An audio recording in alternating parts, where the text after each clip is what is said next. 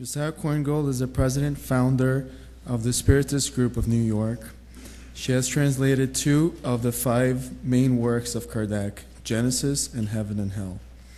Jussara is not only a lecturer, she is also a writer, one of the associate editors of the Spiritist magazine.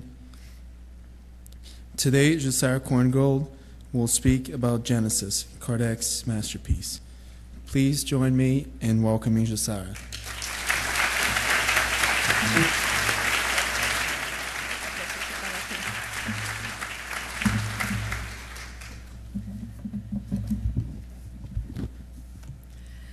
Well, certainly Livia and Fred left the best for last. Thank you very much. We have also to announce that in addition to all the webcasts that we listed, we have another one. Is the transmitting our event is www.heavenconnect.god. And we can feel like we are in a Big Brother set because they are watching us. So the spirits are actually everywhere. When I was actually selected to present to you this homage to the Genesis, a book that is completing today 140 years, it was a very moving experience to me because I have an up and close and personal relationship with this book. First of all, because I could say that it's almost one of my favorites from the codification. And not like Paula that wants to be the Pope, but I wanted to be a scientist. And, well, God had other plans. And you know what? His plans was better than mine. And little did I know that I would be having this great honor to bring in a great scale the first English translation of the book Genesis. And now there is another one coming soon, I think in a year. But it was really great to have been having the opportunity of participating with a team of workers and to actually be able to publish to the Spiritist Alliance for Books this beautiful book of Kardec. Today we are just going to be presenting to you some of the points because it's like Gloria mentioned, 8 months for a Spirit's book, well, 3 months maybe for passes, another 8 months for a medium's book. Well, this is a study of a lifetime, the Genesis. So today is just to give you a taste so that you can also feel inspired to go and to read and to study the book by itself, by yourselves. Well, I mentioned Einstein. Anísio. Einstein, when he presented this thought, I said, and I read it, I thought, wow, he really is a man of wisdom. This is what I would like to know as well, to know God's thoughts. And he presented these ideas in a symposium of science, philosophy, and religion during 1941, when he said that science and religion had to walk hand in hand, and showing the importance for us to combine all of that, which is also the same thought that we find in Allan Kardec, when he tells us that faith without reasoning, without science together, cannot actually lead us to the right path, but to the extremes of materialism or atheism, yes, exactly. So the works of Kardec actually reconcile these 3 aspects of science, philosophy, and religion. And we have the works of Kardec in these 5 books, being Genesis, the 5th book of Kardec, and this it published in January 6 of 1868. One thing that not many people know is that when Kardec published this book, after a month it was sold out. And after 2 months, the second edition was also sold out. So in just 3 months, he had to publish Genesis 3 times. Genesis is divided in 3 parts. The first one talking about Genesis, the character of Spiritist revelation, role of science, the creation of the universe.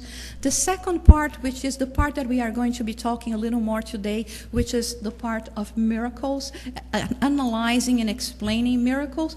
And the third part, where Kardec talks about premonitions, about the time of the future and what is going to be bringing to us.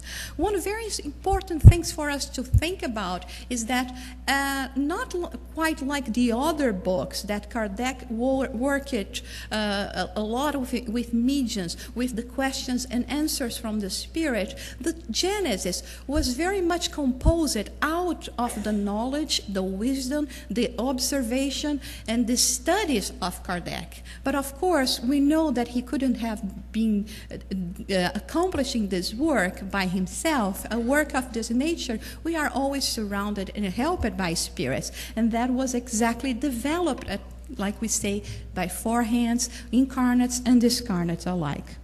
The first part talks about God, which is the axis of all religions and thoughts, and how in this manner we can understand the action of God in our lives through providence. We normally say, oh, wow, it is something good happened. It's the hand of providence. This is how we go and study and we develop these thoughts. Good and bad, moral science, what would be the cause for our negative behavior, the source of good and bad, being basically established in our passions and good and free will. But then we have to reason and say, well, if I have passions, if I have a free will, and God created everything, it's God's fault. No, it's not. God has not created anything bad in the first place. It's how we use or misuse certain attributes and possibilities that we have that are actually to give a direction in what we are going to be doing with our lives. And the scientific note in Genesis, it's a very scientific book, but with in also giving religious and philosophical thoughts, of course, we have 2 parts. The one that talks about the material world and the corporeal humanity. There are studies by the different branches of science. And the second part, which is the contribution of Spiritism, which is actually the formation of the spiritual humanity presented and studied by Spiritism. We have a beautiful, I love this book, so forgive me if I say beautiful, wonderful, amazing, too much, okay? The general uranography, which uranography means the study of the earth, not the study of Uranus, okay? And so is when we learn about space, time, universal life, plurality of a world. And in this part actually was where Kardec used more mediumship. And there are several messages that were received from the Spirit, Galilei, and through the hands of a medium that signed CF, that we assume to be Camille Flammarion, which was a very, it is up to today, a very known and renowned scientist and astronomer.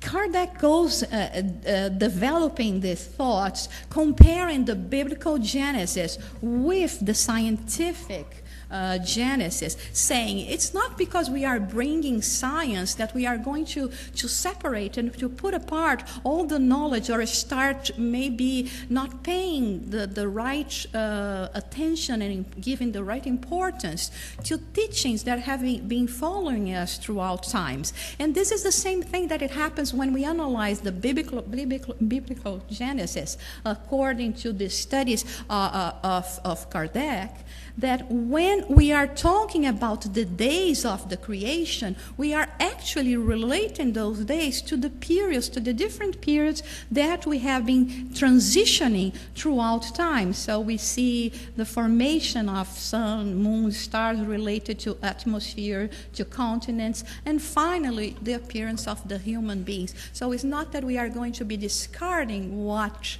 millenary conceptions have been given to us, but actually trying to understand how we can relate that with the knowledge we have today. And in the words of Kardec, geology, astronomy brings us close to understanding and to this connection that we can make with God. One question that we have in this book is, will Earth have an end? We all want to know about it, right? They say, I'm sorry to say, but they say yes. But they say that it's not going to happen during our life on Earth. Oof. Right? So that we still have a lot to improve, and we have room for improvement, right? And there will be many opportunities for us, many lifetimes here on Earth. But one day we will be being transferred, transitioning to spheres of much more light, much more balance than we find today in our Earth. When it talks about organic genesis, talking about the composition of the elements until the formation of the living beings, and the spiritual genesis, explaining to us that we are, before anything else, spirits, surrounded, enveloped by a material matter that we can call, some call astral bodies, some people call any other names, but with Spiritism we normally use the term perispirit, which is actually the base to form and to give us the possibility of incarnating. He could be a little less chubby, right? But it's okay. He's very nice, right? And so what would be the aim of our incarnation if not to help us evolve in our physical body, corporeally speaking and spiritually speaking? This is an intriguing thing when you say, hey, come on, aren't we here to evolve spiritually speaking? What are you talking about evolving corporeally speaking? Well, the more we evolve physically, spiritually speaking, we need bodies that will function better.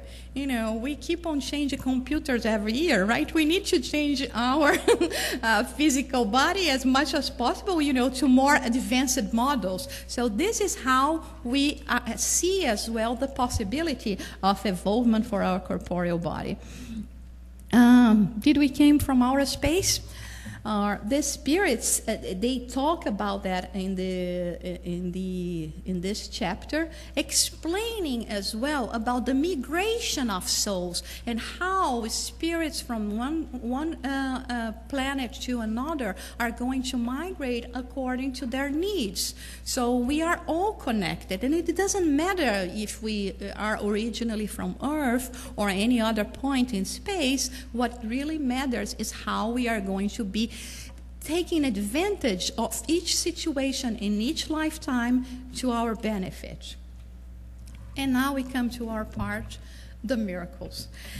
It's very interesting when we talk about the miracles, because then Kardec, in the book Genesis, he goes and he analyzes mostly, basically, the miracles that happened during the life of Jesus on earth. And then we may say, wow, is it, can it be a little biased or something?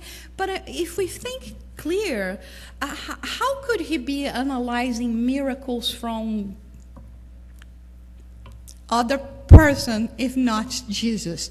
That many people already, have the knowledge, understand about Jesus, accept the living, but bringing to light what was exactly the possibility of producing this phenomena that we are about to see right now. So our other colleague presented a little bit and talked about miracles. And sometimes we have this belief that in order for us to actually praise God or to glorify God, we actually need God to go and derogate the natural laws and change the natural laws. But we forget that, God is perfect, is pure perfection, and there is no need for God to change the natural laws to show us miracles. We witness miracles every day.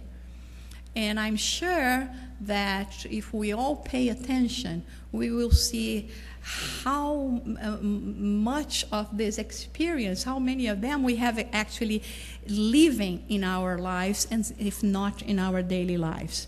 And we have the first miracle that we are going to be talking about is the miracle that we have actually a statue right across this point that we have. If you take the central, so if you go across the street to Central Park, and basically just in front of us, we have this area that we have the statue and the fountain of the angel of Bethesda. And in the time of Jesus, Bethesda was actually the word used for pool. And what happened is that they had this cistern of water, and that water would be bursting every now and then. And they said people that wanted actually to be healed, they would be sitting around that pool or that area, that cistern, and they said that if the first one that would come into the water would receive the healing. And there was this man there that he was crippled for 38 years, and he wanted to be healed. And Jesus went there, and Jesus looked at him and said, wow, you wanted to be healed? And he said, yeah, but there is no way I can, ever get a chance. I've been sitting by this pool, I don't know for how many years, and every time the water starts bursting, everyone is going to be jumping in front of me. And Jesus asked him again, but do you want to be healed? And he looked at Jesus and, who's this guy, right? He haven't heard about Jesus. He didn't know about anything. And even without understanding Jesus, understanding his possibilities, and what he represented there at that moment, Jesus healed him, which is a great lesson for us. Even when we are not looking for, of course, if we look for, if we praise, you can give a little push. But even when we are not, it's not right for us to believe that we are abandoned.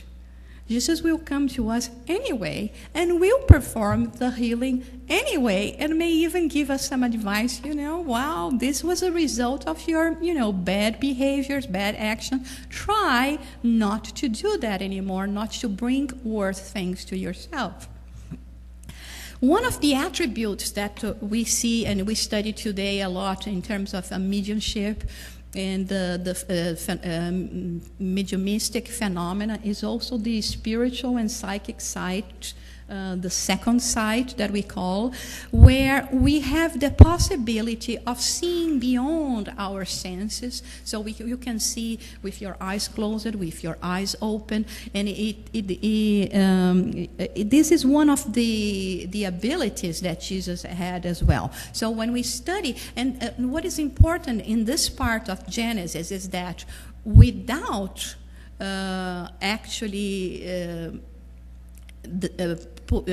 questioning the moral and spiritual superiority of Jesus, Kardec explains what Jesus actually taught us by saying, you are God. You can do whatever I do and more if you want.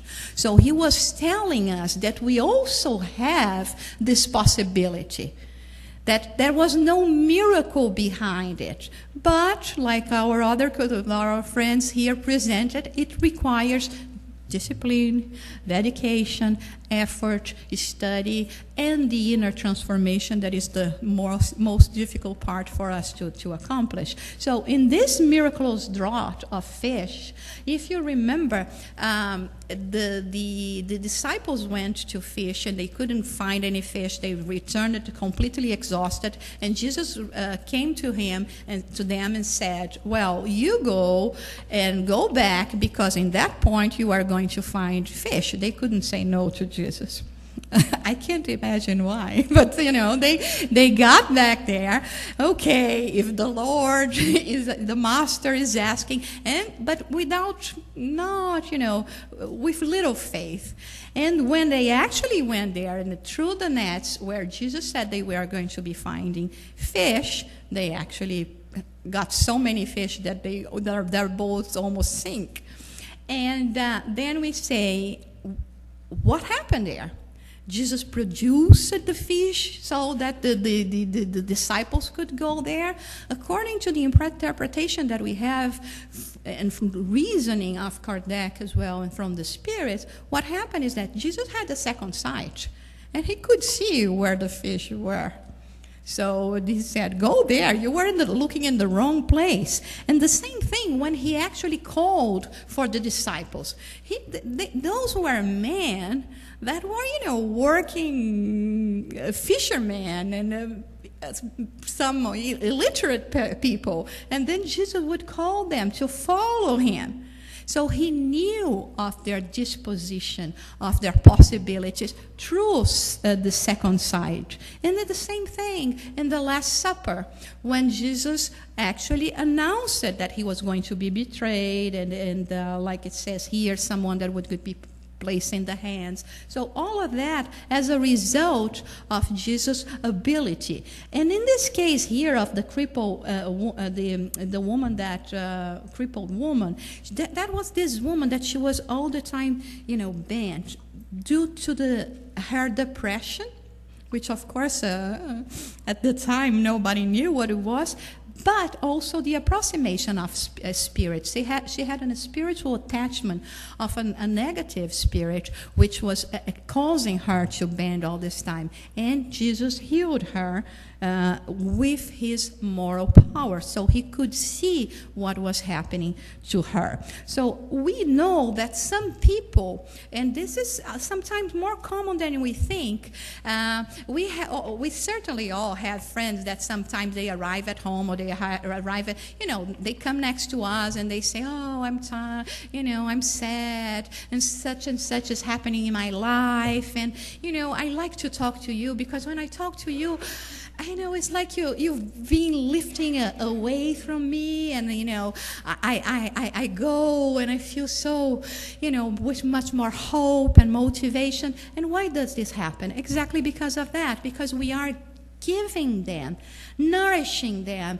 with our energy, with our healing fluids, with our possibilities, and they leave. Sometimes we get tired, we don't know how to protect ourselves, but they will leave, happy and feel and go. So this is a very common thing in terms of these possibilities. And this is one story that shows exactly that. Sometimes we do not even acknowledge that this is happening. Or we go to places, or like sometimes people say, oh, I don't like to take the subway. When I take the subway, I don't know, I feel bad, or I feel tired, or it's because there is, we try getting a lot of excuses, but actually sometimes because, people are just, absorbing us like we were a sponge in terms of getting our energy. In this case of Veronica, Jesus said, someone touched me. I perceived that living energy had gone forth from me. It's an amazing case because, first of all, she just touched a piece of the garment of Jesus. And he said that, and Jesus was always walking in the multitudes. And the disciples looked at him and said, how come, there are so many people touching you, and how come you say that? And he said, but I felt the living living energy going out from me. And then Veronica explained to him that she has been suffering from this hemorrhage for so many years, but when she heard people talking about him, she knew that only by touching his garment she would be made holy, and that actually happened, and she felt that at that very moment. When we look at this picture, I mean, we see Veronica all dressed like that. The picture was not exactly that at the time, because we know in the Jewish tradition what it does mean a woman to be bleeding. So she was completely outcast from society. She couldn't mix with people. It was almost like she was a leper. And so in order for her to get close to Jesus, she had to disguise herself, and people could not see her at the risk of her being stoned. So that's why she was, so subtle in this manner of, just getting near, but without anyone here realizing that she was there. And that is a beautiful story. And she is one of the women that actually was next to Jesus and accompanied Jesus during the crucifixion.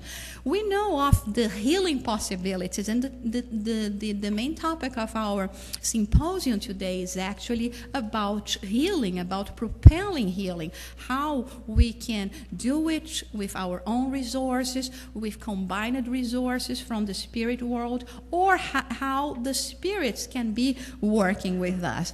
Basically, what happened during this process, people sometimes say, I'm not seeing anything. Are you sure something is happening?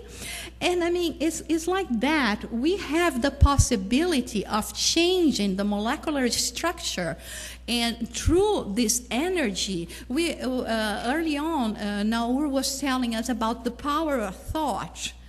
And so if we are actually able to drive this forth and to channel this forth into the right condition and place, we will be achieving that. This could be an example that we have in the transformation of water into wine, as we can change molecules and achieve the cure. In this case, it's very interesting. It's a case that is present in the book, in the domain of mediumship. This woman come with some problems in her liver, and the spirit Andrea Luiz and the spiritual guide are observing her receiving the healing, the passes, and they explain how it is possible for her to be comforted or even to be healed in that situation. Because during the passes, during this transmission of energy, we change the molecules. The bad molecules are replaced by good molecules. In this case, but there is something else that we will be talking about in a while about the case of this woman that is very important. So we know that, like they say, the universal cosmic fluid, the fluids, the thoughts, we are the ones that give to them a property.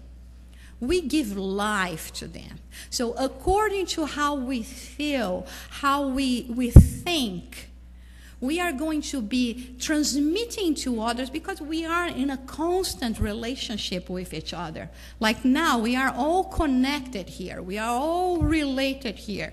And then the thoughts that we will be having towards one another will be actually felt by people that are next to us. So it is very important for us to control and to get direct and to put our mind into a good use. But the most important thing for us to do is to have the will and the courage. It was Suzanne emphasized it, how important it is for us to actually strive to work for our transformation in terms of studies, in terms of actually trying to better ourselves. In this case, many times what we see is people going to the Spiritist center or to places that they think that they can be assisted and healed, and they just say, I come here to receive passes for a month, for so many times, and I'm not seeing any result. The problem is not with the energy that is coming, but with how I'm going to be maintaining that energy for myself. So in the case of that woman that we talked about, that she had the liver problem, Andrea Louise asked, is she going to be actually healed? Is she going to receive the cure?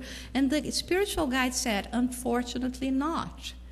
Because as soon as she leaves here, this is something that she has been doing week after week. She will again give herself to, thoughts of hatred, of revenge, and she's storing that all in her liver. So it's up to us. We have this possibility. Now we have a more understanding on how we can actually receive this healing. So it's not only the work of the past giver, the healer that is there, but primarily our work as to be open and to do our share. Like we were saying before, we want people to perform miracles to us. But we don't want to give our share of contribution. So we keep on changing place. Oh, go to that other Spiritist center because they are stronger. I have a friend that was healed by them. Well, that friend would be healed in any Spiritist center because, first of all, she merited, and of course, she did her share. This is what, the commitment that we have to do. Like here today, in less than 5 minutes, we will be, Elmo will be conducting today for us the therapeutic visualization. We will be having healing in this room. But it's up to us to feel and to open to this blessed energy that we are going to be receiving here. Chico Xavier, like they mentioned before, it's very well-known Brazilian medium, and he passed away in 2002 with the 92 years old. And he was a saint. But he went through a lot of ordeals during his lifetime. He was hospitalized many times. He had a cardiac condition and many other conditions, pulmonary conditions. And people would come to him and ask, Chico, how is your health? How are you feeling now? And Chico would reply, I am a new person with health. This is something that we have to meditate about. And please go home if you forget everything else that I say, but remember that. What did he say here? He was a new person because he, like all of us here, we have our baggage that we bring from the past that is still heavy in our shoulders, filled with the actions that we are not proud. And so we have to go through these experiences to liberate ourselves. But being a new person because of our past doesn't mean that I can be healthy because of my present. And this is what we have to do. We have, like he was saying here, well, I cannot change my past, but I can sure determine my present and my future. And now I'm not doing anything to compromise my spiritual, physical, psychological, emotional health. And finally, we have been blessed in being today and having the opportunity and possibility to be having this gathering, the symposium here at the New York Historical Society. Like we said, this is a joint effort of more than 24 groups that put this event together, and we were blessed that this year it could be in the city of New York. And but we have to read the signs.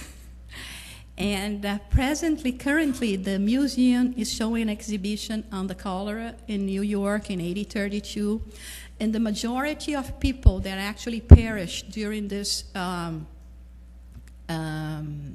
epidemic, actually more than a third of them perished exactly in this neighborhood. It's a coincidence, right? And also, they have a permanent exhibition on slavery. and showing the importance for us of remembering to respect others, and how important it is for us to liberate ourselves from prejudice that are actually the cause of so many ills.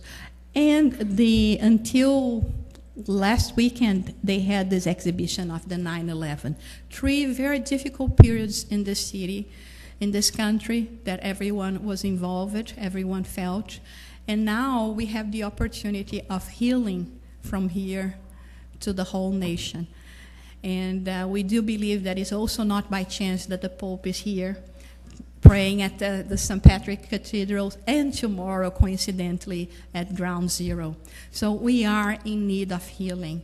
We are in need of guidance, a spiritual guidance. It doesn't matter if it comes from Catholic beliefs, we are in a Jewish holiday this week. People are going to be praying as well. And we are here, Spiritists, praying and doing our share of contribution to heal our nation, to heal ourselves.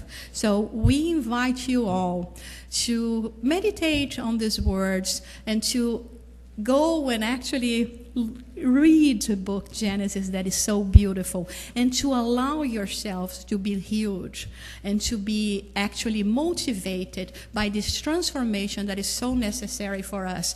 We have so many blessings of being here, of having friends, of having guidance. Yes, Amy, we do need more guidance. I agree with you. We do need more books, and we do need help from these resources, but we do need help from one another. We do need everyone to be paying attention at the other and to be more fraternal, tolerant, charitable. There's so much we can do for one another to contribute in this healing process of ourselves and of humankind. And we are so blessed to have these ideas, these thoughts that came to us through the Spirit, by the Spirits, through Allan Kardec, and that we have the possibility of being together, nourishing ourselves, receiving a boost, and going with, more willingness to actually go forward no matter what and do our share. The world is changing. We just have to look at it and to look at the signs. We thank you so much and we thank the benefactors that are actually the ones that did everything here to us so that we could be together. And we thank all of you that took your time and came here and make this event what it really is right now. Thank you very much.